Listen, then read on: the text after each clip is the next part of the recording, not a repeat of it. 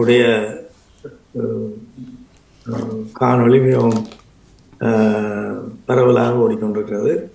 அதாவது அதை எது பற்றி என்றால், அதான் இன்றைக்கு எடுத்த தலைப்பு, யாழ் மாவட்ட ஒருங்கிணைப்பு குழு கூட்டத்தில் நடந்த விடயங்கள்.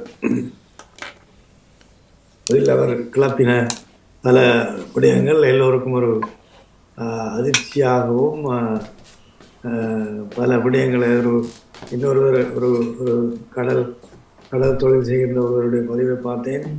அவர் கூட அதை பற்றி கதைக்கிறார். இப்படியெல்லாம் வார காசை திருப்பி அனுப்புறீங்களா அப்படி பண்ணி கதைக்கிற பொழுது அப்போ மக்கள்கிட்டே அது போய் சேர்ந்துட்டு அப்போ அதுதான் தேவை எங்களுக்கு. இப்போ நாங்களும் எல்லோரும் அந்த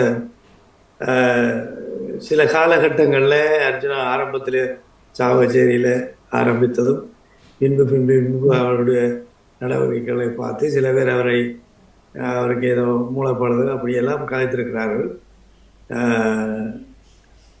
சில பேருக்கு இப்போ நான் கூட சில ஒரு அபிப்பிராயத்தை வச்சிருந்தேன். ஆனால் இப்போ இந்த பதிவுகளை பார்த்த பிறகு விளங்குது ஓரளவுக்கு அவர் கொஞ்சம் வேகமாகத்தான் செயற்பட எண்ணுகிறார்.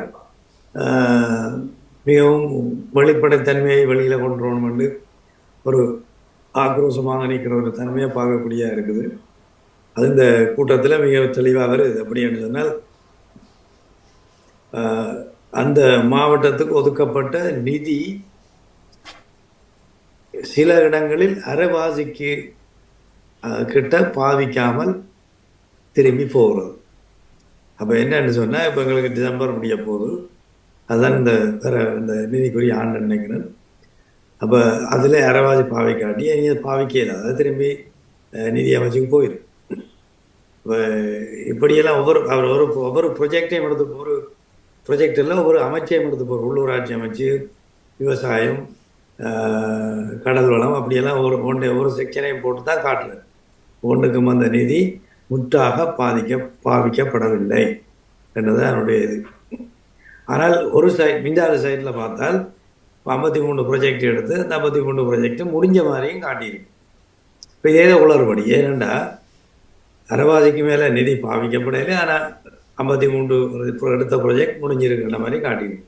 இப்போ இதில் ஏதோ நம்பகத்தன்மை அப்படி இந்த அளவுக்கு இருக்குமோ எனக்கு தெரியாது.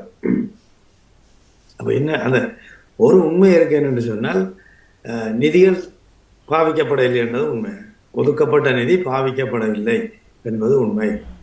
இதுக்கு அண்மைய காலையில் கூடி ஒரு நண்பருடன் நான் காட்சி கொண்டு வருவது, அவர் சொன்னதை நான் உங்களுக்கு சொல்லி வைக்க விரும்புகிறேன். இது வடமாகாண சபை இருந்த காலத்தில்